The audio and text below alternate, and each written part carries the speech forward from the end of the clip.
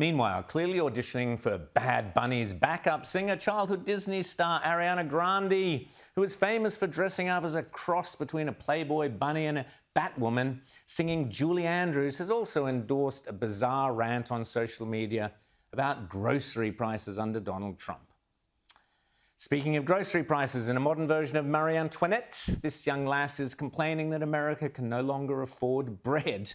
Groceries are really expensive in America, so hamburger buns and hot dog buns become like sandwich buns. They become garlic bread. They become whatever we can because Americans are poor and we can't afford groceries, especially under Trump now.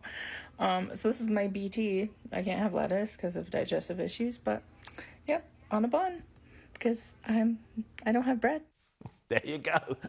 Let them eat buns. A guest on CNN, meanwhile, had his own unique interpretation of what may cause high levels of cancer, diabetes, and other diseases in African communities. Listen to what I'm saying. The reason why heart disease and cancer and obesity and diabetes are bigger in the black community is because of the stress we carry from having to deal with being called the N-word directly or indirectly every day.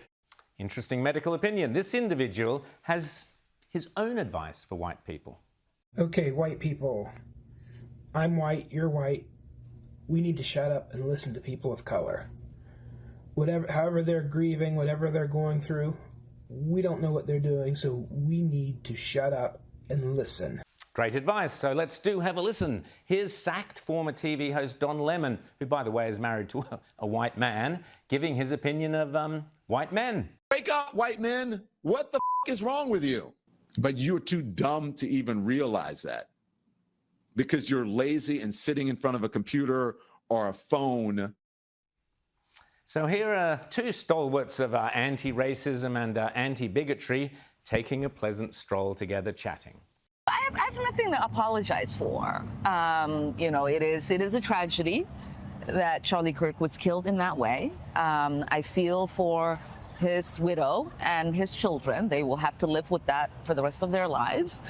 But there is no legacy to honor. It was a legacy filled with bigotry, hatred, and white supremacy. It's that sort of relentless bigotry and hatred and sophistry from the Democrats that is why more and more Americans have left the left. I am done with the Democratic Party. You guys are psychotic.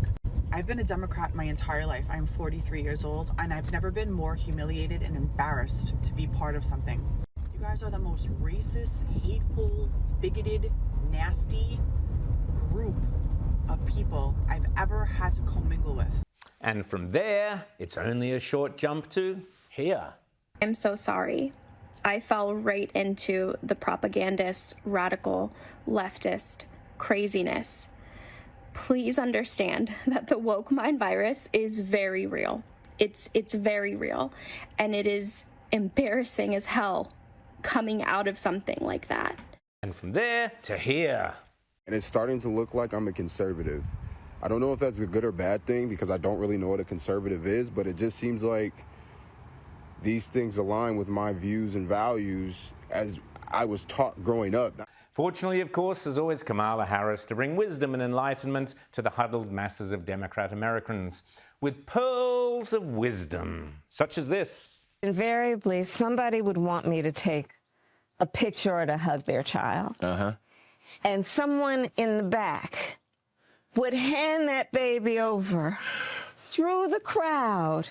Up to you? People who would bless the baby. But pass the baby. See? And then pass the baby back. Pass the baby back. Imagine passing your baby to Kamala. Whoa, get it back quick. Reminds me of that song from the 80s, Pass the Baby from the Left-Hand Side. But I think J.D. Vance summed it up best. I listened to Kamala Harris for 90 seconds, and I actually feel like I've gotten dumber in the process. Even more puzzling was this rant by another fired TV left-wing host, Joy Reid, with her predictions about what Donald Trump has in store for America. If you go back before the 20th century, there were no income taxes, there were no regulations on business. You could earn as much money as you want, leave 100% of it to your children with no taxes. Right. That's the world they want back. And to get it back, they need society to change. No income tax, no inheritance tax, no crippling regulations. Sounds like heaven to me.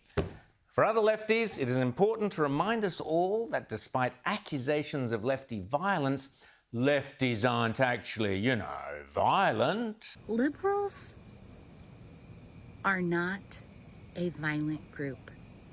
But is she right?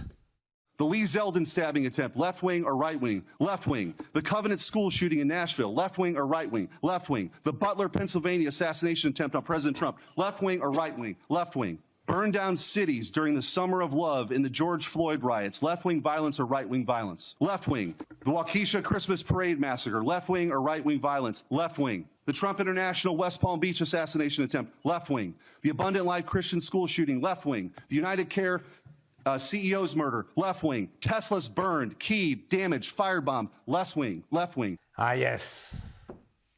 The left aren't violent. It truly is a world gone mad.